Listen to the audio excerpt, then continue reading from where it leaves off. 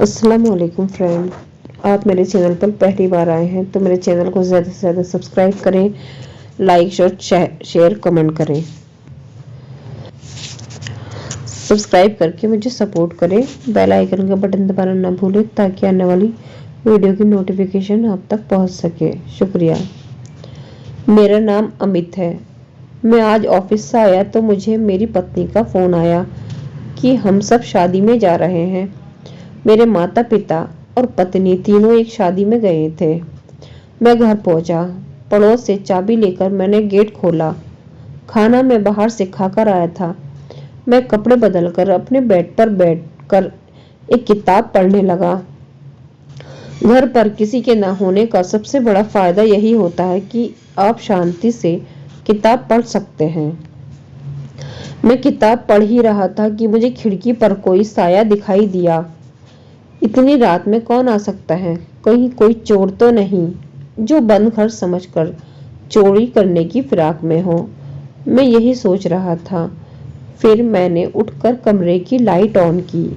इसके बाद मैं खिड़की के पास गया और चिल्लाया, कौन है वहां? लेकिन सामने से कोई उत्तर नहीं आया।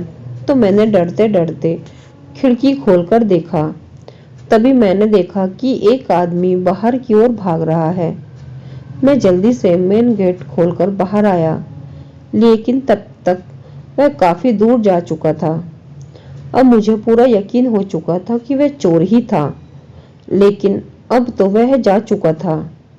इस घटना से मेरी नींद पूरी तरह से उड़ चुकी थी। मेरा मन अब किताब में भी नहीं लग रहा था। एक अनजाना सा डर मेरे मन में बैठ चुका था। यह डर मेरे लिए नहीं था, बल्कि कई बार मेरे माता पिता या मेरी पत्नी अकेले रहते थे। मुझे बाहर दूर टूर के लिए जाना पड़ता था। रात अधिक हो चुकी थी। मैं किचन में गया और पानी पीकर अपने लिए कॉफी बनाने लगा।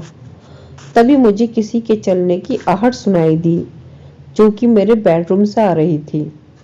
मैंने कॉफी छोड़कर एक हाथ में लकड़ी का डंडा उठाया और बेडरूम की तरफ गया, लेकिन वहां कोई नहीं था। मैं पलटकर जाने लगा। तभी मैंने देखा कि जो किताब मैं पढ़ते पढ़ते ही रख गया था वो सीधी रखी है और उसका पहला खाली पेज खोला था। उस पर लाल रंग से लिखा हुआ था। मैंने पास जाकर देखा तो उस पर लिखा था, मैं तुम सबको मार दूंगी।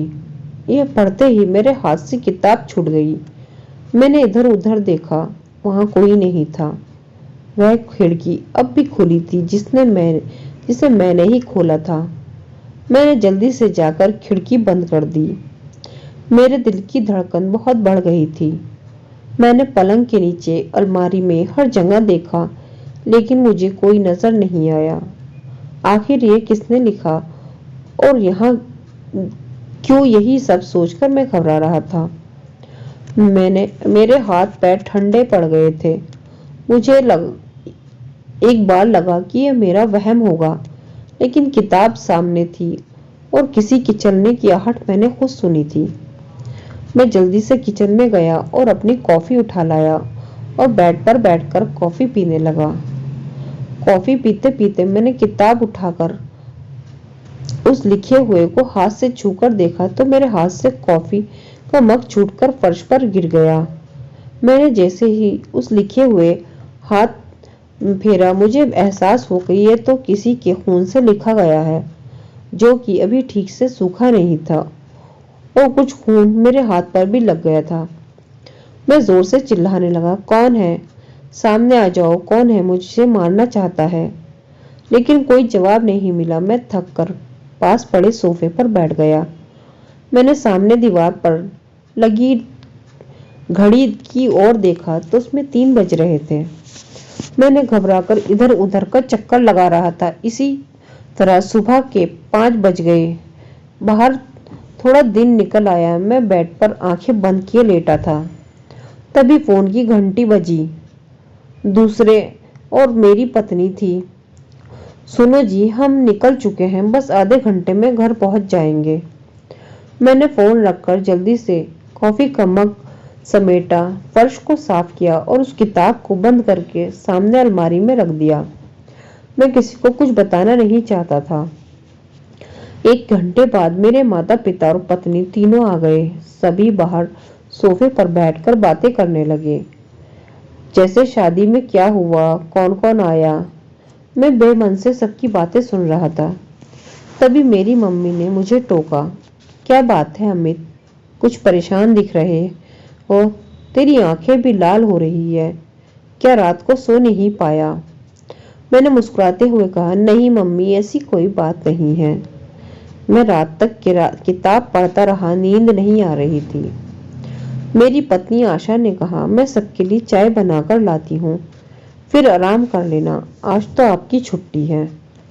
मैंने हाँ में सर हिलाया। आशा चाय बनाने चली गई। मेरी मम्मी अपने कमरे में जाकर बेड पर लेट गई। मुझे मौका मिल गया पापा से बात करने का। मेरे पापा ज्ञानचंद जी बहुत समझदार इंसान थे। उन्होंने बहुत तकलीफें उठाई, लेकिन कभी हार नहीं मानी। मैं अपनी हर बात अपने पापा से शेयर करता था। मेरे पापा को सारी बात बता दी और कहा कि वे किसी से कुछ ना कहे। पापा कुछ देर सोचते रहे, फिर बोले, मुझे वो किताब दिखा। मैं जल्दी से किताब ले आया। पापा ने किताब खोला, लेकिन यह क्या, उस पेज पर तो अब कुछ भी नहीं लिखा था। ये सब देखकर पापा बोले, मुझे लगता है ये तेरा वहम है। मैं कुछ समझ नहीं पा रहा था। कुछ देर चुप बैठकर मैंने कहा, नहीं पापा, ये मेरा वहम नहीं है। ये देखो, वो खून के दाग अब भी मेरी उंगलियों पर लगे हैं। मेरे पापा ने मेरे हाथ को गौर से देखा। अब उन्हें यकीन था कि मैं सच बोल रहा हूँ। उन्होंने कहा, तू चिंता मत कर, तैयार हो और मेरे साथ चल। इसी बीच आशा चाय लेकर आ गई। हम तीनों ने चाय पी। इसके बाद मैं तैयार होकर पापा के साथ बाहर निकला। हम गाड़ी में बैठ कर पापा के बताए पते पर चल दिए। वहां पहुंचकर मैंने देखा कि एक पुरानी सी हवेली थी, लेकिन अच्छी तरह से सजी हुई थी। पापा जैसे ही अंदर पहुंचे, एक बुजुर्ग से व्यक्ति ने आकर कहा, अरे भाई ज्ञानचंद, आज अचानक बहुत दिनों बाद आए। पापा उनके गले लग गए। मैं कुछ समझ नहीं पा रहा था। फिर पापा ने कहा, वो अब फिर से मुझे धमकी दे रही है, मेरे बेटे को धमका रही है, उसे रोकना होगा। कल ये मेरा बेटा अमित घर में अकेला था। वह इसकी किताब पर लिख गई कि वह हम सबको मार देगी। देख भाई कमल, इसका कुछ बंदोबस्त कर, मेरे परिवार पर आंच नहीं आनी चाहिए। कमल जी कुछ देर सोच में पड़ गए। फिर उन्होंने कहा, भाई साहब, यह सब कुछ दिन से मेरे साथ भी हो रहा है। तरह तरह से मुझे धमकी मिल रही है। मुझे लगा कहीं तेरे साथ भी यही सब ना हो रहा हो, इसलिए मैंने कल एक आदमी को तेरे घर भेजा था। वह खिड़की से झांककर अंदर देखने की कोशिश कर रहा था। तभी कोई उस पर चिल्लाया और वह भाग निकला। मैंने कहा, हाँ अंकल, मैं ही था। मुझे लगा कोई चोर है, लेकिन यह सब क्या है, मुझे भी बताओ। मेरे पिता मुझे कुछ बताना नहीं चाहते थे, लेकिन कमल जी ने कहा, बेटा, आज से करीब 30 साल पहले हम दोनों एक गांव में रहते थे। वहां एक औरत थी जो कि तंत्र मंत्र करके सीधे साधे गांव वालों को ठगती रहती थी, उन्हें डराकर पैसे ऐंठती थी। हम दोनों शहर से पढ़कर आ गए थे, इसीलिए हम उससे नहीं डरते थे। हमने गांव वालों को इकट्ठा किया और उसके घर पहुंच गए। उस समय वह एक बच्चे की बलि देने की तैयारी कर रही थी। हमने पुलिस को फोन कर दिया, लेकिन पुलिस समय पर नहीं पहुंच पाई।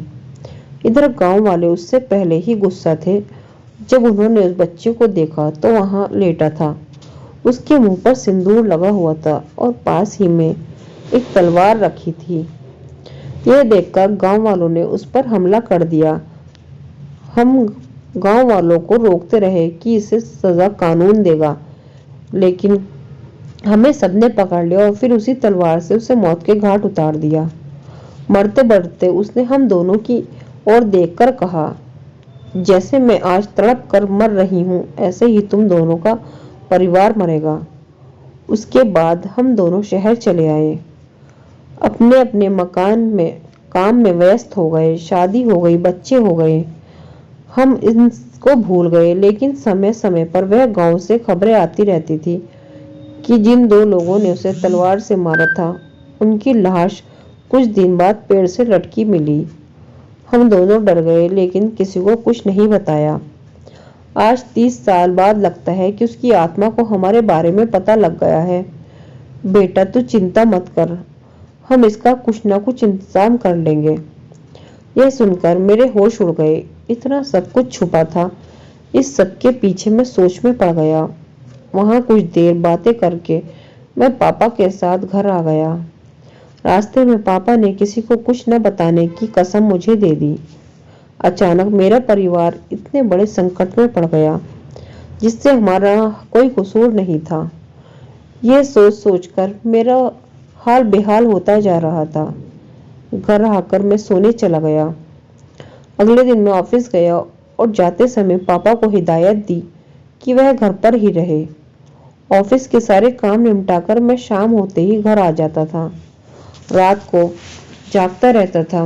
मुझे अब घर के हर कोने से डर लगता था। चिंता अपनी नहीं थी, लेकिन माता पिता और पत्नी को लेकर मैं बहुत डरता। 2 दिन बाद पापा ने कहा, बेटा चिंता मत कर, हमें एक तांत्रिक मिल गया। हम सबको उसके साथ गांव जाना है, वहीं वह पूजा कर उस आत्मा को मुक्ति दिलाएगा। मैंने कहा, पापा कब चलना है? पापा ने कहा, 2 दिन बाद अमावस्या है, उसी दिन चलेंगे। कमल जी का परिवार भी चलेगा। वह तांत्रिक पूजा करके सबको एक काला धागा देगा जिसे गले में पहनकर कोई डर नहीं रहेगा। फिर वह आत्मा की मुक्ति के लिए यज्ञ करेगा। तय समय पर हम सब गांव पहुंच गए। वहां हमारे पुराने घर में तांत्रिक ने पूजा शुरू कर दी। पूजा करने के बाद उसने काला धागा सबको दिया। सबने उसे पहन लिया। मेरी मम्मी और आशा कुछ समझ नहीं पा रहे थे। उन्हें बस इतना पता था कि गृह शांति की पूजा है। उसके बाद तांत्रिक ने सभी घर वालों को वहां से जाने के लिए कहा। केवल मैं, मेरे पापा और कमल जी वहां रह गए थे। अब तांत्रिक ने हवन शुरू किया। मंत्रों का उच्चारण कर वह आहुति दे रहा था। तभी कुछ ऐसा हुआ जिसे देखकर मेरे होश उड़ गए। कमल जी के अंदर वह आत्मा आ गई। वह उधर उधर हाथ पैर मारने लगे। तांत्रिक ने 1-2 आहुति दी और वे बेहोश होकर एक तरफ लुढ़क गए। कुछ देर और हवन करने के बाद तांत्रिक बोला, जाओ, सब चिंता छोड़ दो, उसे मुक्ति मिल गई और वो कुछ नहीं करेगी। यह सुनकर हमारी जान में जान आई। मैंने पानी के छींटे मारे तो कमल जी को होश आ गया। वे काफी कमजोरी महसूस कर रहे थे। सब काम निपटाकर हम घर आ गए, लेकिन अब भी हमें 1 महीने तक वह काला धागा अपने गले में पहनना था। कुछ दिन सब ठीक चलता रहा। एक दिन मैं ऑफिस से घर आया। गाड़ी घर के नीचे खड़ी कर रहा था, तभी एक आदमी मेरे पास आया और बोला, तुम्हें लगता है तुम बच जाओगे? नहीं, वह तुम सबको नहीं छोड़ेगी। वह यही है, कहीं नहीं गई। मेरा हाल देखो। वह आदमी बहुत डरावना था। उसका चेहरा बहुत भयानक था, फटे हुए कपड़े। मुझे लगा शायद कोई पागल है, लेकिन वह मुझे देखकर हंस रहा था और कुछ देर बाद बोला, मुझे सब पता है। देख, उसने मेरा क्या हाल कर दिया। अगर यकीन न हो तो अपने बाप से हरिया के बारे में पूछना। मैं ही हरिया हूँ। तेरे बाप को सब मालूम है। वह आगे चल गया। मैं सन्न रह गया और उसे जाता देखता रहा। फिर मैं वापस आया और अपने पापा से पूछा, पापा, ये हरिया कौन है? अभी बाहर मिला था। कह रहा था वह कहीं नहीं गई, तुम्हें नहीं छोड़ेगी। पापा यह सुनकर घबरा गए और बोले, अगर वह कह रहा है तो सच ही है। लगता है वह हमें धोखा दे गई। मुझे कुछ समझ नहीं आ रहा था, न इसका कोई समाधान मिल रहा था। अब न जाने हमारे परिवार के साथ आगे क्या होगा। मैंने पहली बार अपने पापा को इतना परेशान देखा था। उन्होंने आगे कहना शुरू किया, बेटा, मुझे लगता है हमें कुछ बड़ा सोचना पड़ेगा। इससे पहले कि हमारे परिवार के साथ कुछ गलत करे, हमें उससे बचने का उपाय करना होगा। मैंने हाँ में अपना सिर हिलाकर सहमति दी। कुछ देर बाद हम कमल जी से मिलने पहुंच गए। पापा ने उन्हें सारी बात बताई। कमल जी ने यह सब सुना और कहा, यह भी हो सकता है कि हरिया को कुछ पता ही ना हो, वह अपने मन में बातें बना रहा है। इस पर मेरे पापा ने कहा, नहीं कमल, ऐसा नहीं है। वह चुड़ैल हरिया के जरिए अपना संदेश हमें पहुंचा रही है। वह बहुत चालाक है। चलो एक बार उस तांत्रिक को यह सब बताते हैं, क्योंकि उसके काले धागे की वजह से ही हम पर हमला नहीं कर पा रही है। अगले दिन हम दोनों कमल जी के साथ उस तांत्रिक के पास पहुंच गए। पूरी बात सुनने के बाद उसने कहा, हाँ मुझे भी कुछ तो गलत लग रहा था कि इतनी आसानी से वह कैसे मुक्त हो गई। मुझे लगता है जब मैं आंखें बंद करके मंत्र का उच्चारण कर रहा था, वह उसी समय चली गई थी। तांत्रिक की बात सुनकर हम तीनों बहुत डर गए थे। हमें एहसास हो गया था कि तांत्रिक कुछ नहीं कर पाएगा, इसलिए हम बिना कुछ बोले वहां से बाहर आ गए। कमल जी ने कहा, अब क्या करें ज्ञानचंद जी? उनकी बातें सुनकर मेरे पापा ने कहा, चलो आज ही गांव चलते हैं। वहां उनका एक गंगा ताई है, तो हमें कोई रास्ता दिखा सकती है। वो ही बस दुआ करो कि वो जिंदा हो। बहुत साल से उनकी खबर नहीं मिली है। हम गाड़ी में बैठकर सीधे गांव पहुंच गए। गांव वालों से गंगा ताई के बारे में पूछा तो उन्होंने बताया कि वो बीमार है। हम उनके घर पहुंच गए और पहले तो उन्होंने किसी को पहचाना ही नहीं। फिर जब पापा और कमल जी ने अपना परिचय दिया तो वह पहचान गई। गंगा ताई ने जो कुछ बताया उसे सुनकर हमारे रोंगटे खड़े हो गए। उन्होंने कहा, मैंने ही उन दोनों लड़कों के परिवार को उस चुड़ैल से बचाया था। वह उस समय बहुत क्रोध में थी और उनके भी पूरे परिवार को मारना चाहती थी। यह सुनकर मेरे पापा ने ताई जी के पैर पकड़ लिए। गंगा ताई, हम बड़ी उम्मीद लेकर आए हैं, हमें और हमें परिवार को भी बचा लीजिए। यह सुनकर गंगा ताई ने कहा, तुम भूल रहे हो मैंने क्या कहा। मैंने कहा मैंने उनके परिवार को बचाया था, बदले में चुड़ैल को उन दोनों का शिकार बनना पड़ा था। अगर तुम्हें अपने परिवार को बचाना है तो तुम दोनों को मरना पड़ेगा। तभी मैंने कहा, नहीं ये कैसे हो सकता है, छोड़ो पापा, जो होगा मिलकर सह लेंगे। मैं अपने पापा को मरने नहीं दे सकता। गंगा ताई चिल्लाकर बोली, तू क्यों आए हो मेरे पास? चले जाओ यहाँ से, मरो जाकर। मेरे पापा और कमल जी ने किसी तरह उन्हें शांत किया। तब गंगा ताई ने कहा, सुनो, मैं उस चुड़ैल को बुलाऊंगी, फिर तुम्हें उसे सौंपने का वचन दूंगी। पहले मैं तुम्हारे परिवार को छोड़ने का वचन उससे लूंगी। मंजूर है तो बोलो। कमल जी बोले, हमें मंजूर है। भाई ज्ञानचंद, हमने तो पूरी जिंदगी जी ली, अब परिवार ही नहीं रहेगा तो जीकर क्या करेंगे?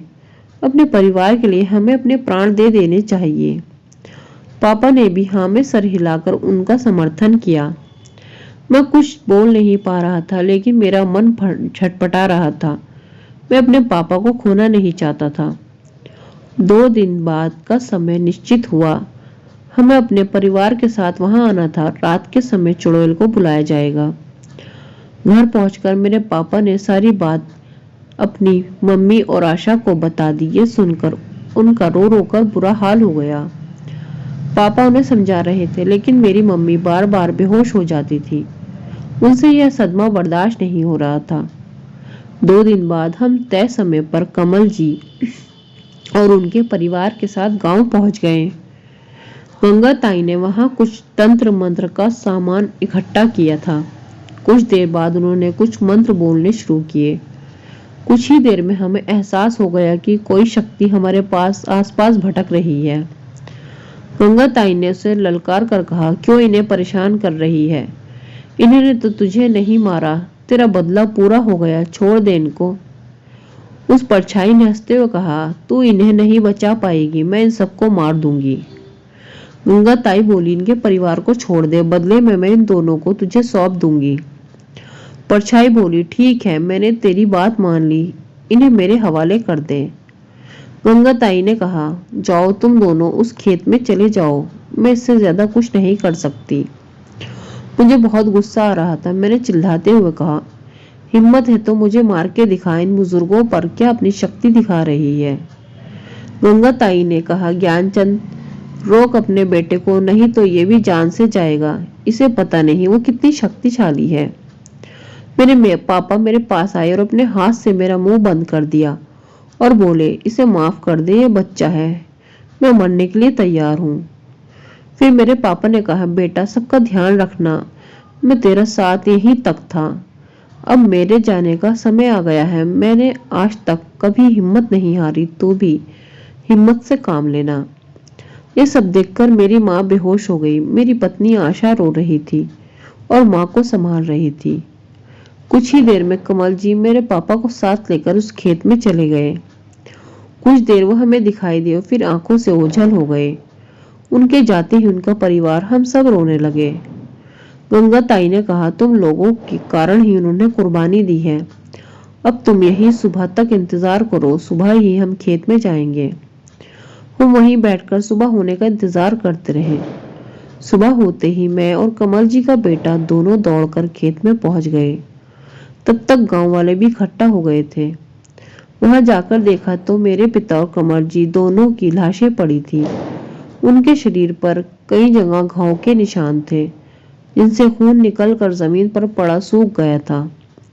यह सब देखकर हमारा दिल बैठ गया। गांव वालों की मदद से हम दोनों को गंगा ताई के घर के आंगन में ले आए। चुड़ैल का बदला पूरा हो गया था। वहीं गांव में दोनों का अंतिम संस्कार करके हम वापस आ गए। पिताजी के जाने के कुछ दिन बाद ही मेरी माँ ने भी प्राण त्याग दिए। यह सदमा वो बर्दाश्त नहीं कर पाई। आज कई सालों बाद भी यह सब सोचकर सिहर जाता हूँ।